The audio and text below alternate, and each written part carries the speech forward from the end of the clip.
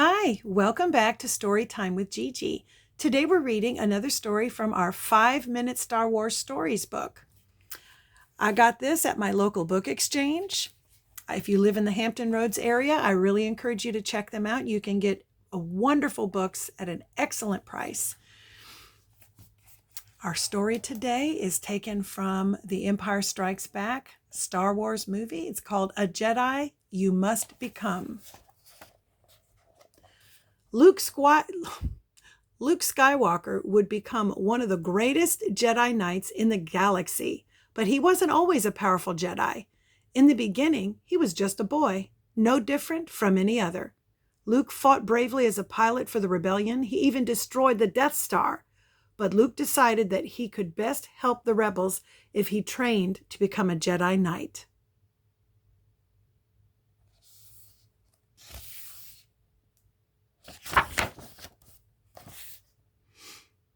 In a vision, Luke's old friend Obi-Wan Kenobi said to him, "You will go to the Dagobah system. There you will learn from Yoda, the Jedi Master who instructed me." Luke knew that Obi-Wan would appear to him only if his message was very important. Luke and his droid R2-D2 flew to Dagobah right away.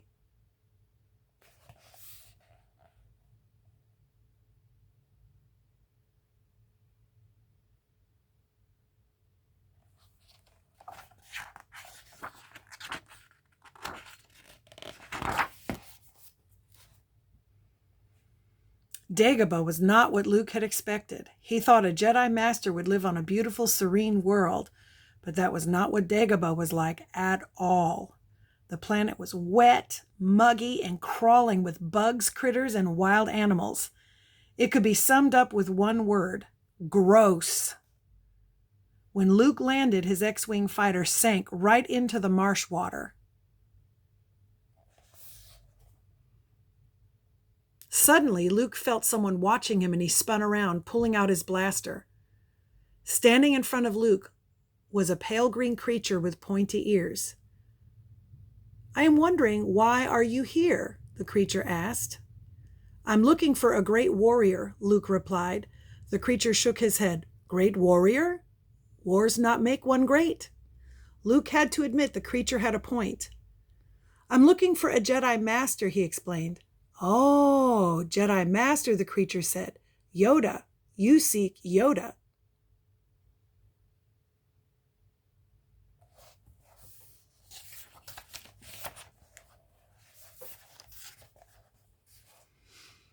The creature promised to take Luke to Yoda, but first the creature stopped at his home and fed Luke dinner. With no sign of Yoda anywhere, Luke grew impatient. "We're wasting our time." The creature turned away from Luke. "I cannot teach him. The boy has no patience. He is not ready." Luke suddenly realized that this was no ordinary creature. Yoda! Yoda laughed at Luke. "Adventure, huh? Excitement, huh? A Jedi craves not those things. You are reckless." Luke told Yoda that he had learned so much already and he was not afraid. Finally, Yoda agreed to train him.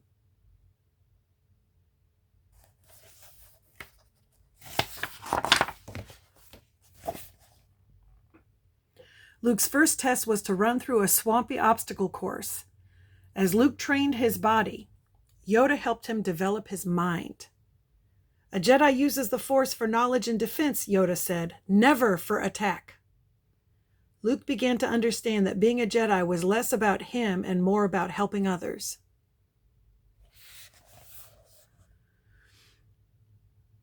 Luke also learned to move objects with the Force. One day, Luke stacked a tower of rocks with his mind while standing on his head. But as Luke placed the final rock, his X-Wing began to sink deeper into the swamp. Luke lost his concentration and fell to the ground with a thud. Thinking about trying to raise his ship from the muck, Luke said to Yoda, "Moving stones around is one thing, but this is totally different." "No, no different. You must unlearn what you have learned," Yoda said.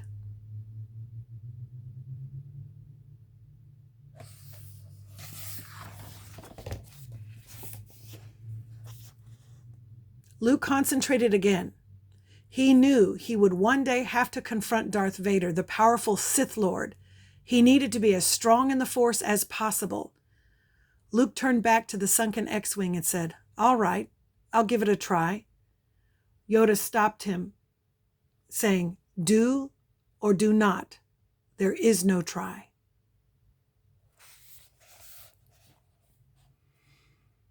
Luke concentrated on Yoda's words and lessons, letting the Force flow through him. Slowly, the X-Wing began to rise. Luke was as surprised as R2-D2 was excited. The little droid exclaimed with his own band of beeps and whistles.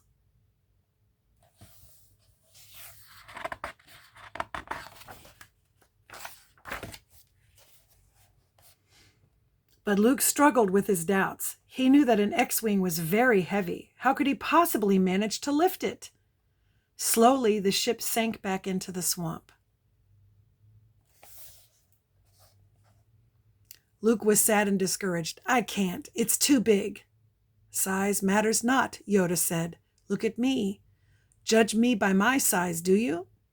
Yoda reached out with his tiny old hand, and the ship began to move. Yoda concentrated even more, and the ship floated through the air until it came to rest on solid ground. "I don't believe it," Luke said, astonished. "That," Yoda replied, "is why you fail."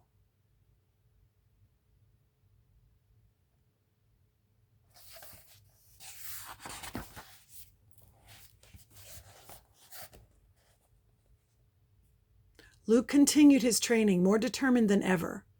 One day, Luke saw a vision through the Force. He saw his friends, Han Solo and Princess Leia, and they were in trouble. They'd been captured by Darth Vader. "It is the future, you see," Yoda explained. "I've got to go to them," Luke insisted. He couldn't bear to think that Han and Leia were in danger.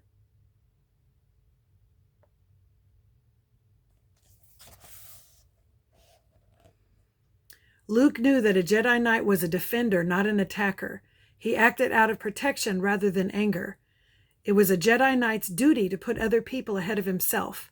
Luke felt that he had come far enough in his Jedi training to make his own decisions.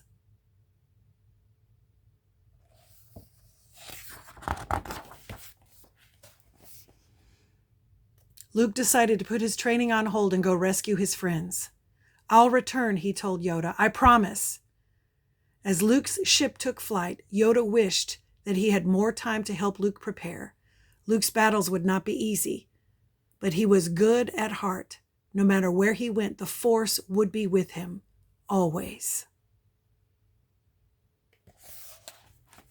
And that's our story. I hope you liked it. Make sure that you like and subscribe and share with your friends. Bye until next time.